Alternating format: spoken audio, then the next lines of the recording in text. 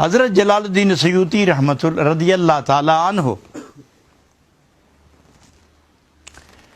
اشر صدور بحال الموتى والقبور اس کتاب میں آپ ایک واقعہ لکھتے ہیں. ایک زاہدہ عابدہ متقی پارسا خدا تعالیٰ اور نبی پاک علیہ السلام کی محبت کی آگ میں دل و روح کو جلا جلا کے وقت گزارنے والی وہ خدا کی نیک بندی جب رخصت ہوئی، نماز جنازہ ہوئی، قبر میں مدفون ہوئی، لوگ دفن کر کے چلے گئے، پچھلے پہر رات کے پچھلے پہر ایک عادی مجرم کفن چور، ایک مجرم عادی کفن چور وہ حسب معمول حسب عادت آیا، اس نے قبر اکھیڑنی شروع کی، تختے ہٹائے. تو اس کا کام تھا کہ پہلے دن ہی قبر کھولنا اور میت کو برہنہ کرنا اور کفن اٹھا کے بھاگ جانا. تو عادت کی بنا پر اس نے جب تختہ ہٹایا اور کفن نظر آیا تو جو ہی کفن کی طرف ہاتھ لمبا کیا، کفن اس کے ہاتھ میں کفن آیا، اس اللہ کی بندی نے اپنے ہاتھ سے چور کا ہاتھ پکڑ لیا.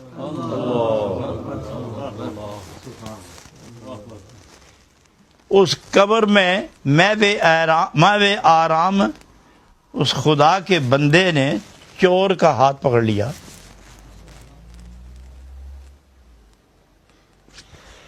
یہ مجبور، یہ تھوڑا سا جھٹکا لگانے کی کوشش کرتا تو اور اندر کی طرف کھینچا جاتا، تو یہ ڈر کے مارے اب نہ کھینچتا تھا نہ جھٹکا دیتا تھا، تو وہیں اٹک لٹک کے رہ گیا. تو رونے لگا، عرض پرداز ہوا، گزارش میں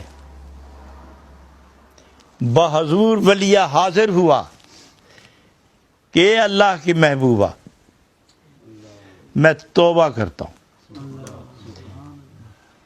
اور جس نے میرا ہاتھ پکڑ رکھا ہے وہ اچھی طرح جانتا ہے، یہ صاحب قبر، کہ میں نے دل سے توبہ کی ہے یا نہیں. یہ کہنا ہی تھا کہ اس اللہ کی بندی نے ہاتھ چھوڑ دیا، اور ہاتھ چھوڑ کر یہ فرمایا یاد رکھو قبروں میں آنے والے سب یکساں نہیں ہوتے. یاد رکھنا، قبروں میں آنے والے سب یکساں نہیں ہوتے، کچھ بالکل مر کے آتے ہیں، کچھ نئی زندگی لے کر آتے ہیں.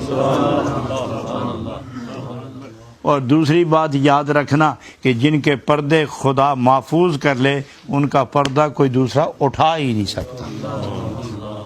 اس اللہ کی ولیہ نے اس کفن چور کو فرمایا کہ جس انسان نے میری نماز جنازہ میں شرکت کی ہے، خدا نے سب کے گناہ بخش دیے ہیں. تمہارے گناہ بھی بخشے گئے ہیں. ظالم جن کے گناہ بخشے جائیں وہ ایسے کام تو نہیں کرتا. تو جب واپس گیا مسجد میں 2 رکعت نماز کی نیت باندھی، رونے لگا. عاطف غیبی نے آواز دی، من جانب اللہ، آواز آئی کہ بندہ خدا تیرے آنسو مجھے اب اچھے لگے، تم تو اسی وقت بخشے گئے تھے جب کفن کو ہاتھ ڈالا تھا، نماز جنازہ پڑھی تھی.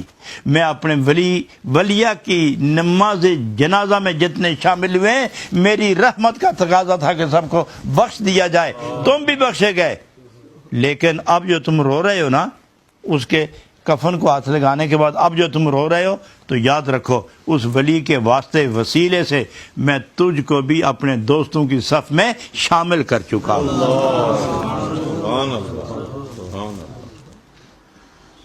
یا ایھا الذین آمنوا اتقوا اللہ وکونوا مع الصادقین. ویسے ہی تو نہیں، رب نے فرما دیا. اور لکھنے والا کون ہے؟ جو مجدد ہے، جو صاحب نسبت و حضور ہے، جو صاحب نور و سرور ہے، جو صاحب قرب و حضور ہے، جو نبی کریم علیہ الصلوۃ والسلام کو کھلی آنکھوں سے دیکھ کر بات کرنے کی سعادت جسے میسر تھی، یہ واقعہ وہ لکھ رہے ہیں۔ تو پھر اندازہ لگائیں کہ ولی اللہ دنیا چھوڑ کر قبر میں جائے، ولی اللہ دنیا چھوڑ کر قبر میں جائے اور چوری کی نیت سے اس کے کفن کو ہاتھ لگائے، وہ بھی بخشا جائے، اور جو محبت سے انہی کی زندگی میں ان کا دوست، ان کا محب اور ان کا پیارا اور محبوب بنا رہے، اور جب وہ دنیا سے چلے جائیں تو قبر سے آشنائی لگی رہے، تو اس کا انجام کتنا خوبصورت ہوگا، کتنا خوبصورت انجام ہوگا۔ تو موت کتنے قسم کی ہوئی؟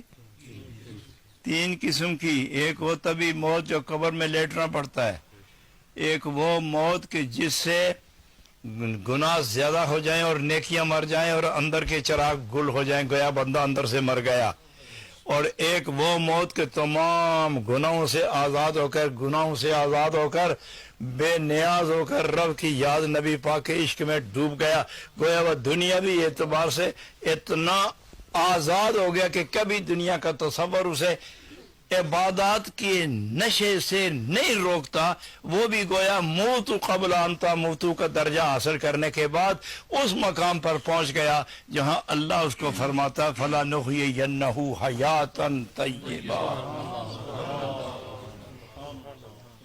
تم گناہوں کو چھوڑ کے توڑ کے اس کا رشتہ تم نیکیوں کا کفن پہن کے آئے ہو، گناہ سے توبہ کر کے نیکیوں کا کفن پہن کے آئے ہو، کیا سمجھتے ہو؟ اور جو کفن پہنے وہ دفن ہوتا ہے، میں تمہیں اپنے نور کے اندر دفن کر دوں۔